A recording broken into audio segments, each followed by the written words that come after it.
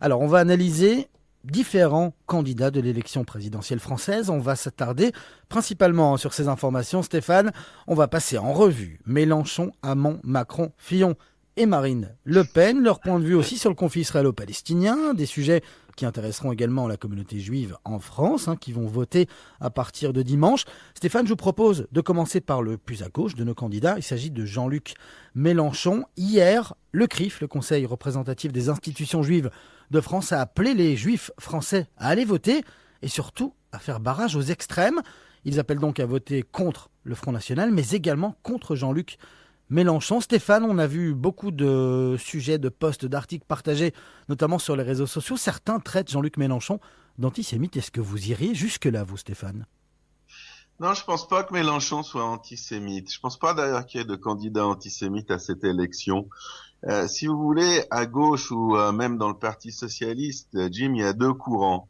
Il y a un courant radical, révolutionnaire, qui n'est pas sorti de la lutte des classes. On est d'ailleurs surpris de retrouver ce courant en 2017. On croyait qu'il avait disparu de nos écrans radars. C'est une résurgence. Je pense pas qu'il existe encore dans beaucoup d'autres pays européens. Et puis il y a le courant gestionnaire, le courant qui veut améliorer le quotidien des Français, qui s'occupe autant des ouvriers, des employés que des patrons, mais qui reste dans le sillon capitaliste. Il est représenté par des individus comme Valls, Hollande et Moscovici. Alors effectivement, le plus à gauche de tous, qui appartient donc au premier courant, le courant radical et révolutionnaire, c'est Jean-Luc Mélenchon. Mais il faut aussi que nos auditeurs sachent que Mélenchon, il était avec Hamon et même Macron dans divers groupuscules, lobbies au sein du Parti socialiste. Donc ce sont des gens qui se connaissent très bien et à part en désaccord au sujet de l'Union européenne et du fait de savoir s'il faut la quitter quand et comment, les différences entre Benoît Hamon et Mélenchon ne sautent pas vraiment à l'œil. Alors, un des filtres de leur comportement, et ce qui va probablement aider à se décider un nombre de Français, c'est effectivement leur regard sur Israël. Alors, d'abord Mélenchon, donc c'est l'ennemi du grand capital, l'ennemi des banques, de la finance. Il le dit là, c'est pas un adversaire, c'est un ennemi. J'ai bien suivi son meeting à Marseille, et puis il leur a déclaré la guerre. Donc il fait son beurre, lui, il attire les gens qui ont la haine du grand capital. Puis bien Stéphane, entendu, dans justement, le grand... Jean-Luc Mélenchon, lors de son meeting à Marseille, s'est exprimé sur le conflit israélo-palestinien, non ? Stéphane ? Là, je vous ai un peu perdu dans la question, Jim. Ah oui, non, Stéphane, ce que je vous demandais, c'est Jean-Luc Mélenchon, durant son meeting à Marseille, dans son discours, il s'est exprimé sur le conflit israélo-palestinien, non ? Ouais, tout à fait, effectivement. Alors, son point de vue, c'est le point de vue le plus extrême anti-palestinien. On a des candidats qui sont en gros opposés. On va pas parler d'antisémitisme ni d'antisionisme là. On va dire, il y a des candidats qui sont opposés aux Israélites et il y a des candidats qui sont opposés aux Israéliens et il y a des candidats qui sont opposés aux deux. Alors Mélenchon, il est opposé aux deux. Il soutient le BDS, pardon, donc le courant de boycott d'Israël. Il exige la ratification par Israël de l'accord de non-prolifération des armes nucléaires, c'est-à-dire qu'il veut déposséder Israël de son joker, de ce qui lui assure sa sécurité à long terme. Il est terriblement anti-CRIF. Pour lui, le CRIF, c'est un lobby de pression pro-israélien sur le gouvernement français. Et puis ce qui m'a fait le plus rire, je crois que c'était justement à ce meeting de Marseille, c'est que ce qu'il insupporte le plus dans la politique israélienne, c'est les bombardements sur les ports et les aéroports de Gaza, Jim. Le seul petit problème, c'est que justement, à Gaza, il n'y a ni port ni aéroport. Donc on aurait bien du mal de les bombarder. Mais ça démontre aussi la superficialité de la compréhension de la plupart de ces candidats qui pensent plus à recueillir des voix qu'à établir une politique réelle, peut-être à part dans le domaine social et économique. Stéphane, Pour justement, Mélenchon, pour conclure sur Jean-Luc Mélenchon, je vous propose d'écouter, c'est très bref, une vingtaine de secondes. C'est un extrait d'un de ses discours qu'il tenait lors de l'université du Front de gauche. C'était en 2014, ça date, mais ça a beaucoup tourné sur les réseaux sociaux. On écoute ça avec vous, on vous reprend dans 20 secondes, Stéphane. Je voudrais dire au CRIF que ça commence à bien faire.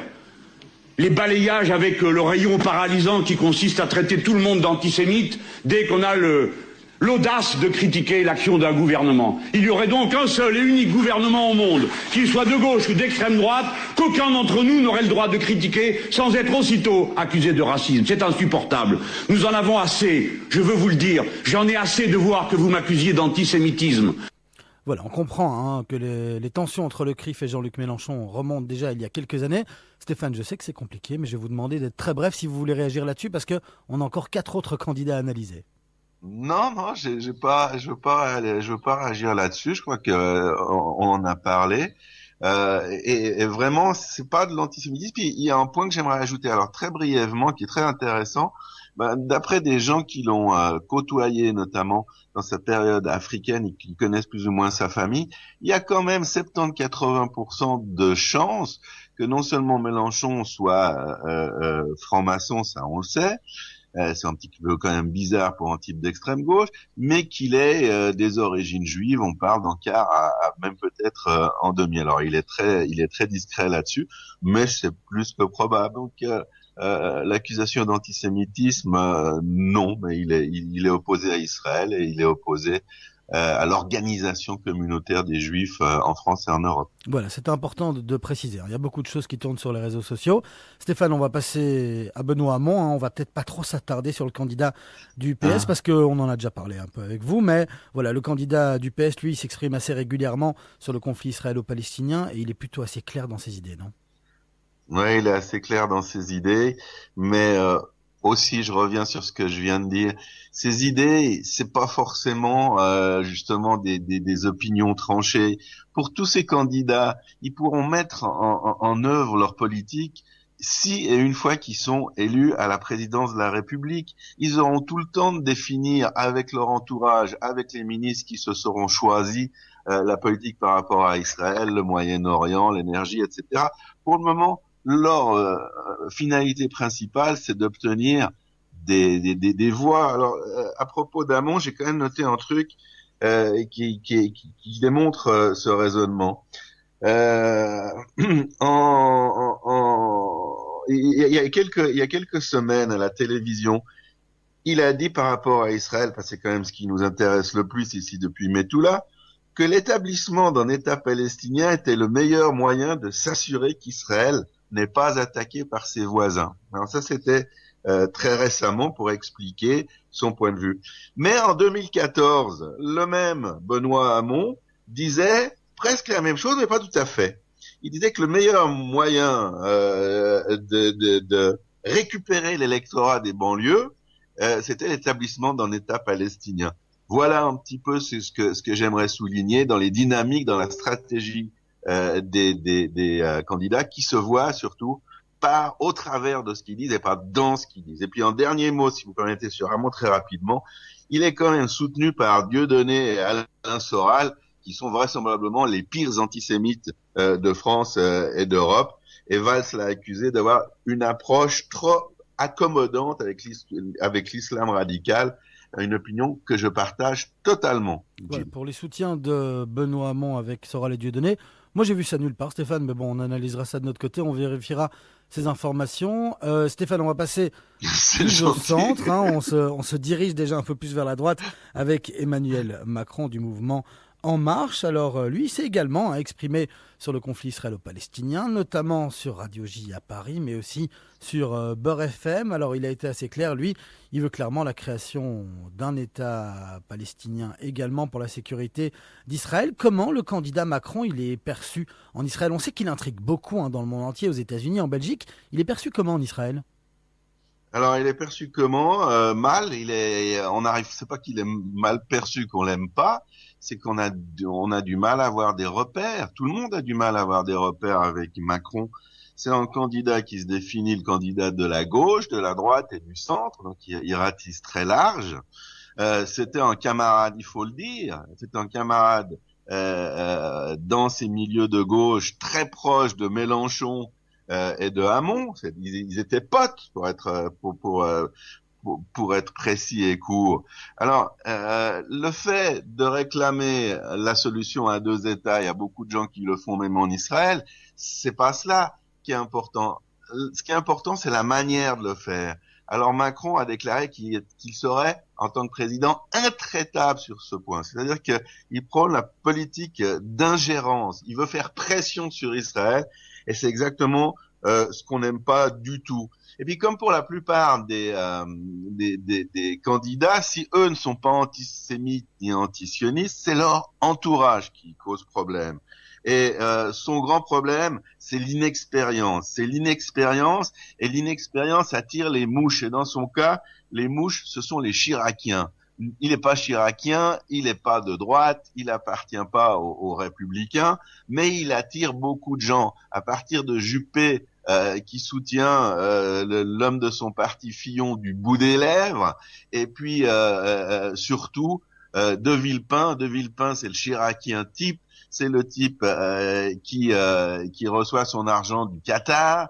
C'est le type qui a toujours détesté Israël. Peut-être lui un petit élément qui nous permettrait de dire que les Juifs sont pas forcément au plus haut échelon dans son cœur, et qui drague terriblement Macron, parce qu'ils savent que Macron, au niveau de la gestion politique et de la gestion de la politique internationale, n'a pas d'expérience, et il lorgne des gens comme Villepin très clairement sur Matignon, donc le poste de Premier ministre, et celui de ministre des Affaires étrangères, ce qui serait une catastrophe pour Israël, une vraie catastrophe pour Israël et les Israélites.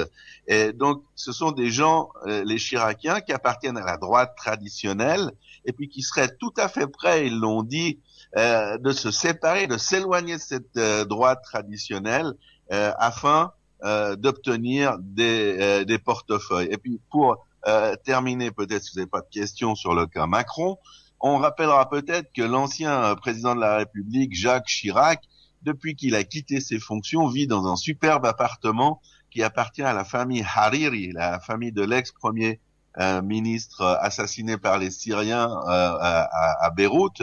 Donc il est totalement financé par eux. Ça rappelle le financement de Fillon.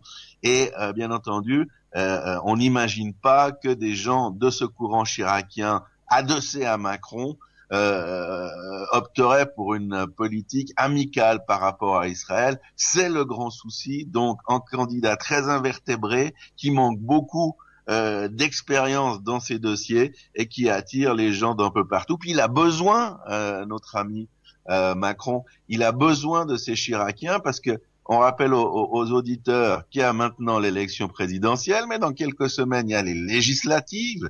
On peut pas gouverner un pays sans avoir une majorité à l'Assemblée générale, à l'Assemblée nationale, au Parlement. Et Macron n'a pas encore de parti, il a une sorte d'embryon d'organisation.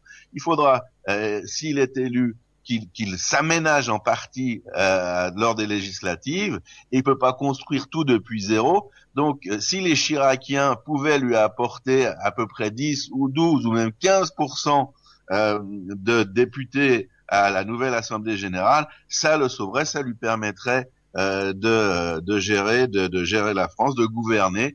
Et c'est ce qui l'intéresse au plus haut point. Lui, il regarde pas forcément la politique internationale, il regarde la possibilité, puisqu'il est en tête dans les sondages, d'avoir la capacité de gouverner la France. Il a besoin de ces Chiraciens, et ça peut être un mariage très explosif concernant les intérêts de la France. D'abord, des Français, des Juifs français, et nous aussi, nous pensons à notre propre intérêt, qui est Israël, Jim. Israël, on va continuer d'en parler avec vous, Stéphane, avec notre prochain candidat. Il s'agit de François Fillon pour les Républicains. Vous nous parliez de la droite il y a un instant, avec certains candidats avec certains élus qui ont rallié Emmanuel Macron. François Fillon a adressé hier un message aux Israéliens. C'était via Meir Habib.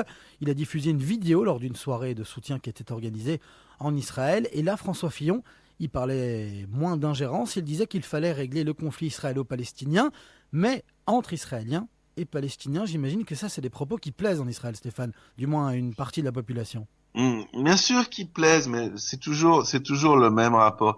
celui qui se base sur ce que des gens disent au moment où ils sont candidats, où ils ont besoin de voix, et notamment des voix des Israélites, va vers son propre naufrage. On sait très bien, les analystes en Israël, mais pas seulement en Israël, en Belgique aussi et partout dans le monde, ils savent très bien qu'il faut pas accorder trop d'importance à ces déclarations.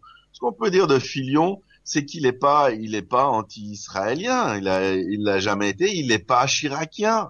Il est de la branche très catholique, très traditionnaliste de la droite modérée.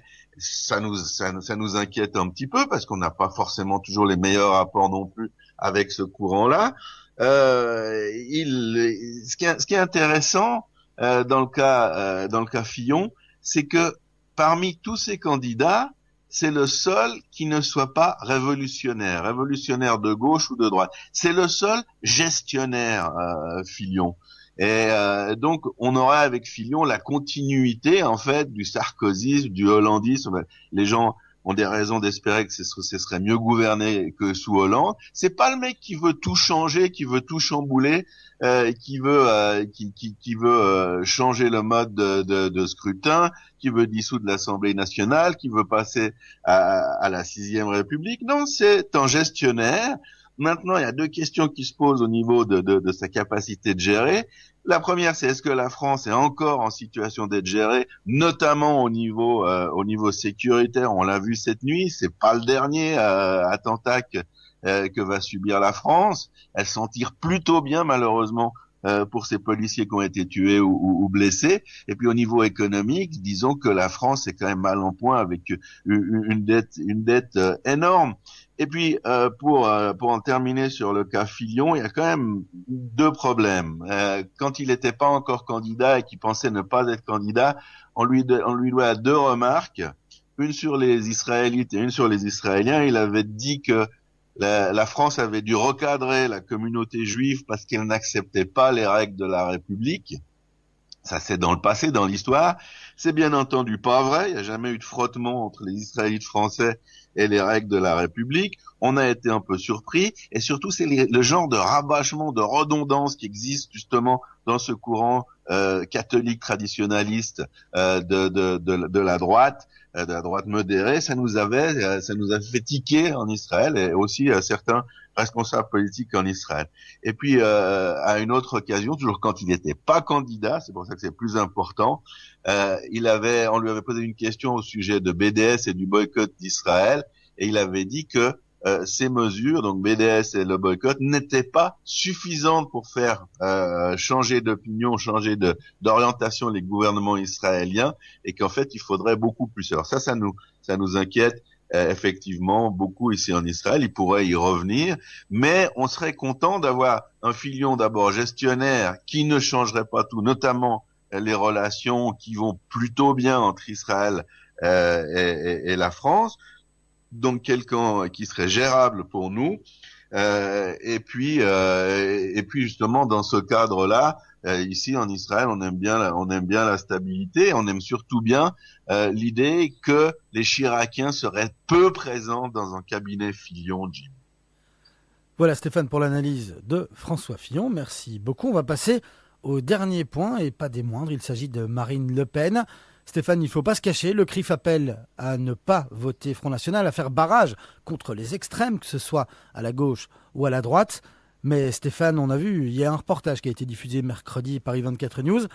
Une journaliste française s'est intéressée au vote juif vers le Front National. Stéphane, ce vote existe, il est difficilement quantifiable. Comment elle est perçue, Marine Le Pen, en Israël ? On sait qu'elle a répondu à pas mal d'interviews. Il y a des élus FN qui avaient notamment été rencontrer des gens là-bas en Israël. Comment on regarde Marine Le Pen, sa personnalité aujourd'hui en Israël ? Marine Le Pen, elle appartient à la catégorie plutôt contre les Juifs et plutôt pro-israélienne. On l'a pas entendu pendant toute la campagne dire la moindre chose opposée à Israël. Elle parle du droit d'Israël de se défendre. Elle est très pro-israélienne dans ses propos. Elle admire l'efficacité sécuritaire d'Israël. Elle a des problèmes plutôt avec les Israélites. Elle aimerait qu'ils enlèvent leur kippa, surtout sur la voie publique. Elle a des problèmes avec l'abattage rituel, etc.